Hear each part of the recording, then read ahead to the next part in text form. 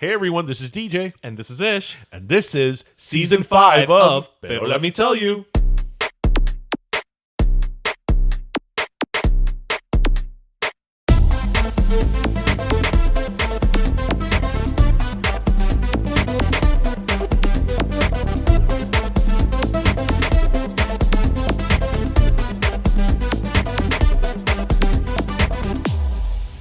All right, mi gente. Now, today we have with us a woman who I think defines the word multi-hyphenate, singer, TV personality, host, children's book author. Es que ella hasta está en real estate. Like, she does everything, okay?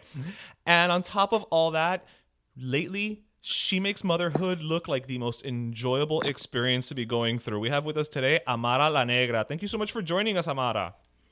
Hi, my love. Super excited to be here with you guys. Thank you so much for all the love and support. And thank you for following up. I'm sure you've been watching my social medias and my photo shoots and all these things I be trying to do. You already know. Girl, listen, Yeah. I have to say, you are one of those people who makes me want to go out and get pregnant. You look like you are having such a great experience with it. I mean, you exude joy. La verdad que it just comes through. Ay, tan bello. No, gracias. Thank you so much. You know that this is something new for me. Y uno está aprendiendo. I'm learning in the process. A little bit nervous, a little bit excited. I have all types of mixed emotions, but I guess it's part of it. No, absolutely. Yeah. But, what I think is great, and one of the reasons I can't wait to see you continue into motherhood is because, I wouldn't say you're one of the first examples of Afro-Latinidad, but I think you are definitely one of the first examples that maybe in recent-ish history, we noticed that you were like, I'm Afro-Latina. This is what this means. This is what it is. And so you are leading that charge, and these girls are definitely going to grow up with a hell of a role model. So, I mean, how did... It sounds like a weird question, but how did that start for you in terms of nobody knows, I'm talking another language here for some reason. How did this, come about that you were like, no. I gotta stand up and, and be who I am. Well, actually, so I was born Black. And so it started in the womb. Okay. Exactly. So I've always known this. However, it wasn't I was in, I don't know, the ending of middle school, 8th grade, 9th grade. I really started paying attention to Black History Month and really starting to pay attention to my history, my ancestors, where I come from, what it means to be Black in not just the United States, but what it means to be Black in this world. The way that you are perceived, just overall, it was one of those journeys, one of those process that really made me focus and admire the fact that I need to be able to do something to make a difference. Como, no sé, but I felt it in my heart and my spirit. It was my job. It was my duty to do something to make a difference. And long story short, I've been an activist for many, many years. But the thing was that it wasn't until Love and Hip Hop, right? Mm-hmm. Gave me a platform where I was able to publicly air the issues that were happening in my community, and the issues that were happening not just in my community, but overall, the things that, people don't really talk about.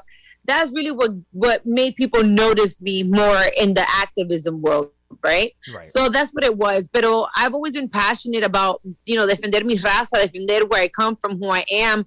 And even now, I always said that one day my children will be Black, and if I don't use my platform to make a difference, then they too will continue to suffer the same consequences, which I haven't been able to hacer un cambio drástico, but I feel proud to know that I have been one of the most outspoken activists of this generation. Well, no, everybody's got to start somewhere. I mean... That's something I've always really admired about you, because being Afro-Latino is something we've talked about a lot on the show, but, Ishmael and I are two white Latin guys, so we don't want to take up that space to talk about somebody else's experience. And as Ish said, you've been very vocal about that. I remember a few years back, you had an interview on The Breakfast Club, which I'm a huge fan of that show. And I remember that, the term Afro-Latino was, a term that a lot of people don't, I don't know what happens, that they just have difficulty understanding? And what do you think it is? Do you think is that a lot of times people have reckoning that you could be two things at once? You know, you could be very proud of, you know, being Latin and very proud of being somebody black of color. You know, what do you think is that people like have such a like thing about that term? I think that in this country specifically, we have accustomed each other, and society has kind of forced us into understanding and learning or feeling as if you have to be in a certain category. That's why there's so many boxes to checklist, you know? So it's like, if you're white, then you're white. And if you're black, then you're black. And if you're Latino, and it's like, wait, but I am more than one, you know? Is that okay? And people feel like, no, but if you're this and you can't be that, you have to pick one. And it's like, no, there's a lot of us that we have the best of both worlds, you know? Mm-hmm. And I just think is that people always feel the need to figure out how to categorize you. You know, they just want to find, where is it that you belong? You can't be, we're not a union. We're all divided in some way. So that's why I think, exactly. So that's why I feel that sometimes it becomes difficult for certain people to understand that I am multiple things, and it shouldn't even be an issue. And I never even knew that there was so much ignorance when it came to that topic. Isn't that crazy? Yeah. That like like hello, of course you can. You know, of course you can be more than one thing. Like I mean, da vergüenza.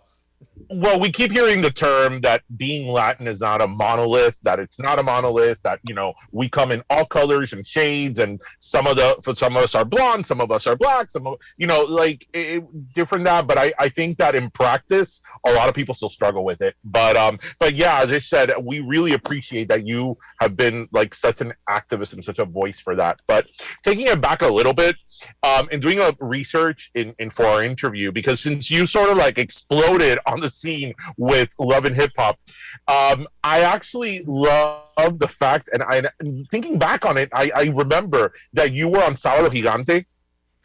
Mm-hmm.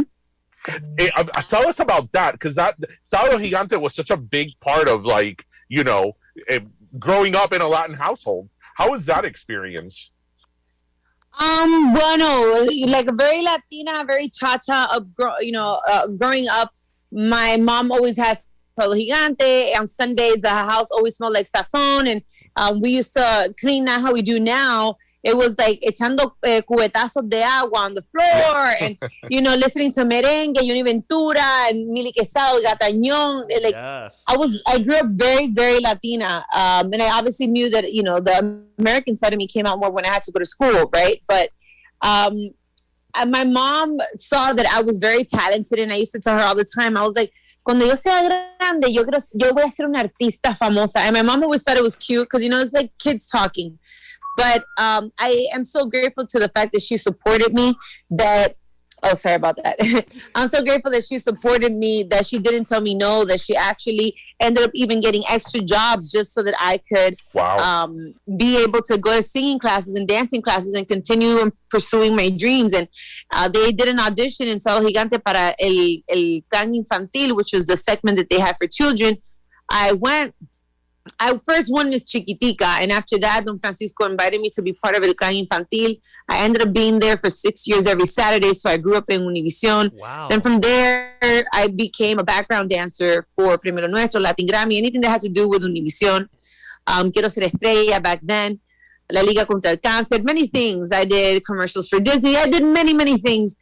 Later on in life, I also worked as a TV host in a programa that was called Tata Con Quitao. I've worked on radio with Enrique Santos as radio host. I've done many things to be where I am today. And I still believe and know that there's still so much more in me.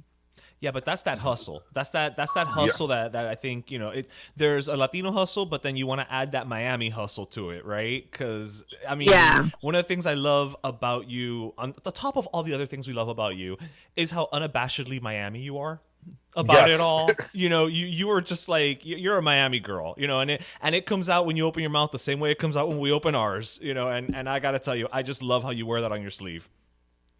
I know, thank you so much. And it's also, I always have to give credit to the fact that when you come from immigrant parents, you know, that you see the hustle, the grind, all the things that they had to do to get here.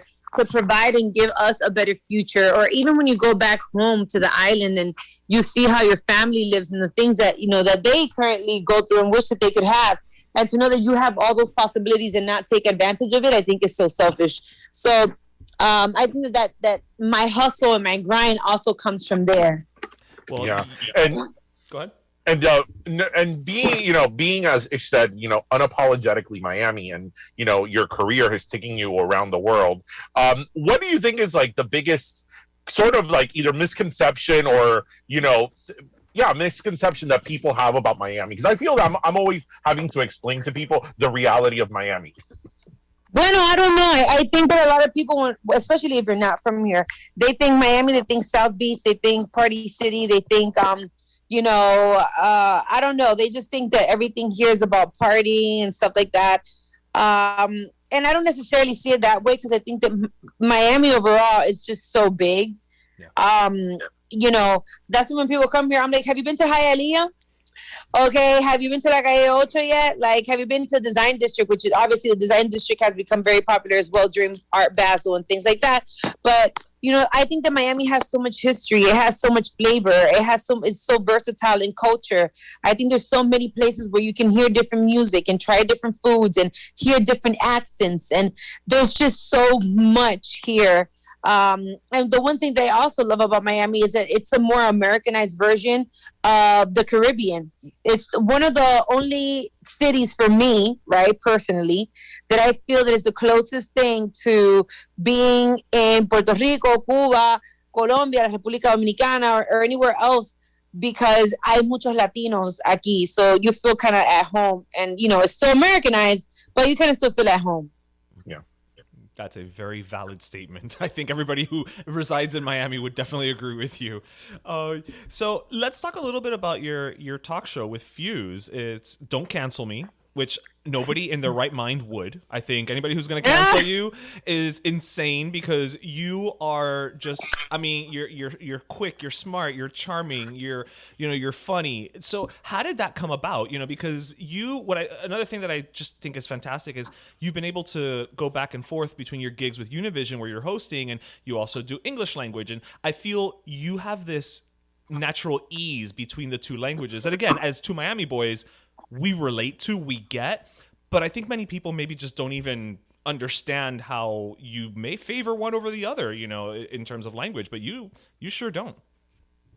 Yeah, I'm so grateful also that my mom forced me, even though I hated it for a very long time, to speak Spanish, to learn Spanish, to learn how to write it, how to read it. Because it happens a lot, when you come here to the States or when you're born here, you may lose that. But my mom made sure to inculcarme eso the best that she could. That's a great word.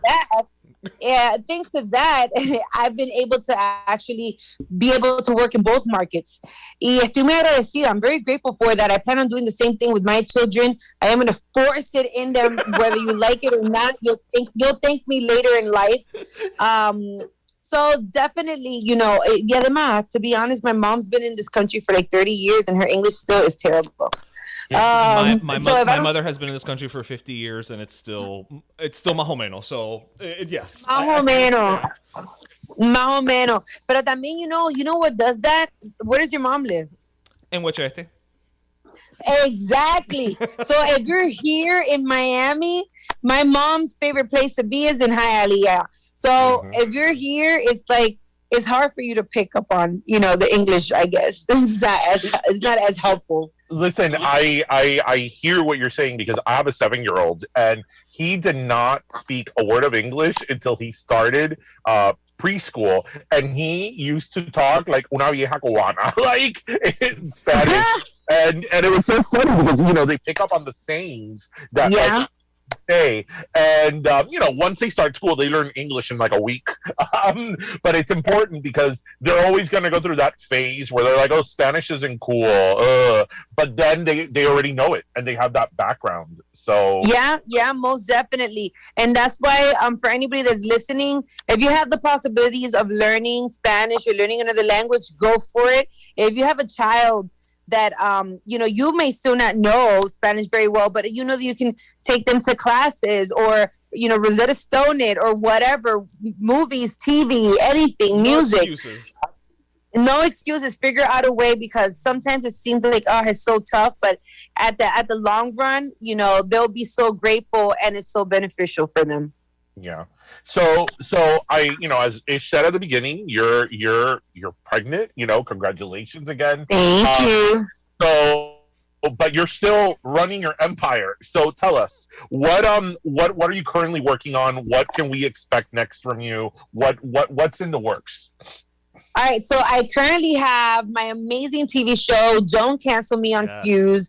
The last episode will be now February 2nd, which I'm so sad, pero this is the last episode of this season. Hopefully we'll have more seasons coming up soon. So definitely stay tuned for Don't Cancel Me. Go follow us on Don't Cancel Me on Instagram and on Twitter, and check us out on Fuse as well, Fuse TV on Instagram.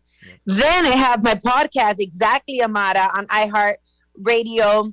Thanks to my Cultura Podcast Network, we come out every Thursday. So that's another platform that's uncensored, unfiltered, just real, honest, transparent. So it's super cool, a super cool podcast.